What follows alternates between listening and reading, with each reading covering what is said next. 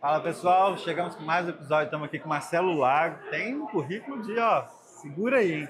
Médico veterinário, especializado em pestes não convencionais, diretor de assuntos técnicos, científicos de conservação da Nova Brás, nossa grande parceira aqui, proprietário do criatório Recanto Selvagem e sócio da clínica veterinária Doutor Silvestre. Muita coisa, né?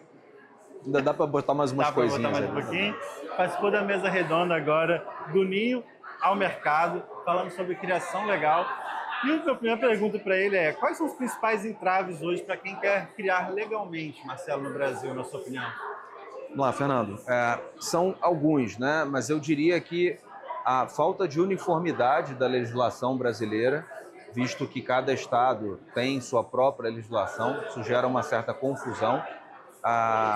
E, de certa maneira, o fato do ente federal ainda ter um poder de decisão em alguns estados. Isso eu acho que talvez seja um dos maiores dificultadores, né?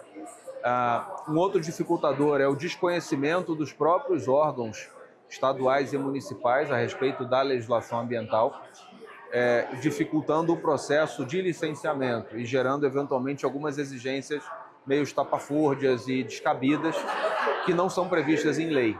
Então, eu acho que quando a gente pensa em poder público, essas seriam as maiores dificuldades. Legal. Cara, para quem quer investir, imagina que alguém quer entrar nesse mercado, não tem grandes experiências e tudo mais. Qual a complexidade de entrar nesse mercado de aves? Você acha que é possível? O cara precisa de muito estudo? Não, é tranquilo, desde que ele monte uma equipe? Como que você vê essa questão como um investimento no mercado? A gente está falando de um mercado que cresce exponencialmente no nosso país e no mundo. Então, em termos econômicos, se bem assessorado, é um empreendimento que tem um potencial de crescimento e de geração de lucro. Isso, para mim, é indiscutível. Mas é importante que, desde o momento em que o empreendimento seja originalmente licenciado, você conte com o auxílio de um profissional que trabalhe nessa área e que, obviamente, a manutenção a posteriori, você tenha um profissional médico veterinário para dar o suporte adequado e para te orientar em relação à nutrição, manejo. Eu acho que isso vai ser o diferencial entre o sucesso e o insucesso. Perfeito. Cara, o que dificulta o crescimento do setor legal hoje no Brasil? É matriz? É a insegurança jurídica? É legislação? O que você acha que para dar uma alavancada precisaria melhorar no mercado? Eu acho que é uma miríade de fatores, né? A gente tem desde a questão legal, a questão da legislação, por tudo que a gente já conversou sobre a variabilidade entre os estados, sobre o desconhecimento legal dos próprios órgãos que deveriam licenciar e fiscalizar os empreendimentos, sobre um custo ainda de instalação de um empreendimento comercial talvez acima do que seria o ideal para que a gente pudesse estimular o maior número de pessoas possível a entrar nesse mercado, né? Eu acho que essas seriam as maiores dificuldades. Perfeito. Você acha que para o pequeno criador, que a gente está começando, essa legislação toda, ela é clara e aplicável? Ou é muito subjetiva, né? A gente vê que tem muita ideologia dentro dos órgãos licenciadores e tudo mais, que às vezes tem uma interpretação ali nessa legislação, muitas lacunas às vezes que dão esses espaços para esse tipo de atuação. Como que você vê isso? Eu acho que essa questão da interpretação, ela é um possível complicador, sim, né? As normativas legais, técnicas, elas têm um dialeto próprio, que talvez para uma pessoa leiga, inexperiente, gere alguma dificuldade de interpretação. E a própria condução desse processo junto ao órgão ambiental, não só por desconhecimento do órgão ambiental, mas por algumas exigências que talvez não sejam tão de fácil cumprimento pelo interessado, eu considero que é importante, nesse processo de licenciamento inicial, que o interessado conte com o auxílio de um profissional que já atue nessa área. Não é obrigatório, isso não é uma exigência legal, mas a gente entende e percebe que isso facilita a evolução do processo dentro das várias instâncias que ele vai passar. Perfeito. Ou seja, o cara, se ele acha que ele vai economizar não contratando um profissional para guiar todo esse processo para ele, na verdade ele pode gastar muito Eu mais, acredito né? que ele vai gastar mais, eu acredito que ele vai se frustrar, porque ele não vai ter uma orientação técnica específica, vai retardar o processo de abertura e em algumas situações talvez até inviabilizar, se ele se vir numa situação em que ele não saiba para onde evoluir. Então, eu considero importante ter um profissional auxiliando nesse momento. Perfeito, perfeito. E você também como diretor da Nova Brás, assim, quais os principais benefícios você destacaria para quem é criador e ainda não está na associação hoje? O que as pessoas estão perdendo em não estar na Brás? Vamos lá, vamos lá. Eu vou puxar um pouco de sardinha, né, invariavelmente, mas a Nova Brás ela é hoje a talvez única associação representativa dos criadores, comerciantes e empreendimentos de fauna no Brasil. Nós contamos com uma assessoria jurídica especializada, que é disponibilizada em condições especiais para os associados. Nós temos um grupo de discussão, não apenas técnico, mas também legislativo. Então, essas informações elas são passadas de uma forma mais clara para o associado. Nós temos descontos em alguns serviços, como, por exemplo, envio de animais por uma companhia aérea, bastante utilizada. E nós damos suporte ao associado nas diversas questões que possam surgir, desde a instalação até o funcionamento de um criatório, e eu acho que isso facilita o processo como um todo. Perfeito, perfeito.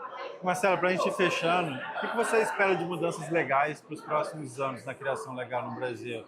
Tem uma esperança? A gente está vendo que tem algumas discussões acontecendo, preocupantes, inclusive, você falou isso ali, né? Mostrou para a gente ali na sua palestra. Alguns querendo proibir, outros querendo simplificar o licenciamento. Tem muita coisa acontecendo no Congresso. Como você enxerga os próximos anos? Eu sou otimista por natureza, né?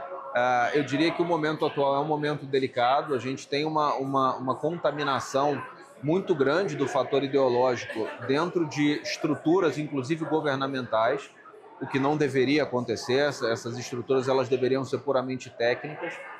Então, infelizmente, existem mobilizações populares e que ganham eco dentro das estruturas políticas, Senado, Câmara, com proposições de leis, de resoluções que são contrárias à criação ex-sito, que são contrárias à criação comercial.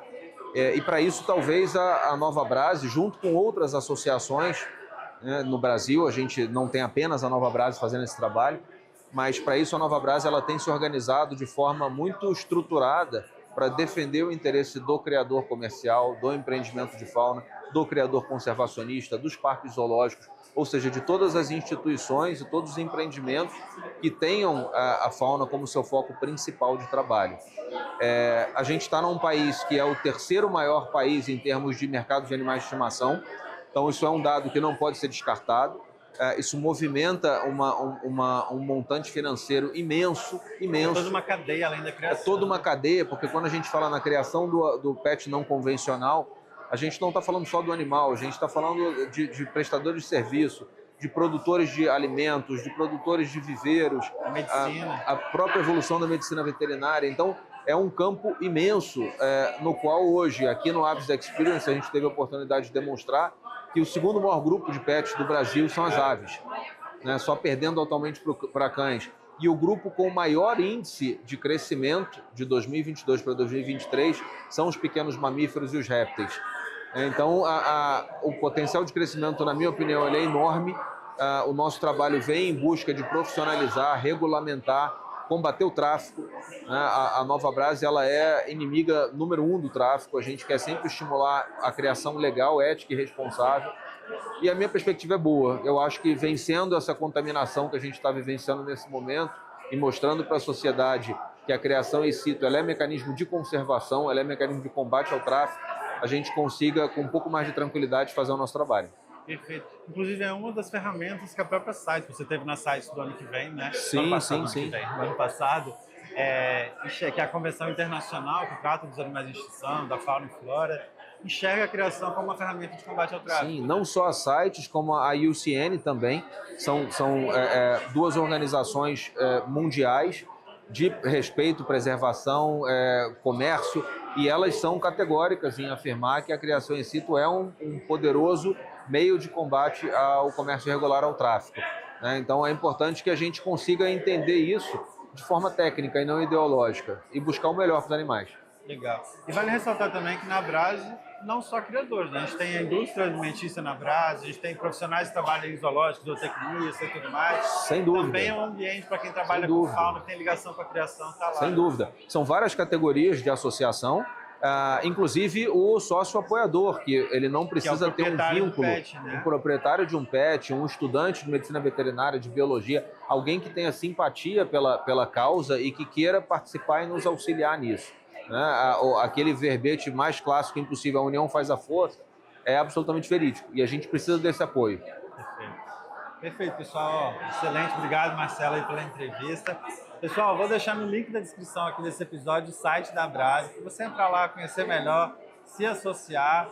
Vem com a gente aí, né? Como ele falou, a união faz a força. E até o próximo episódio. Abraço.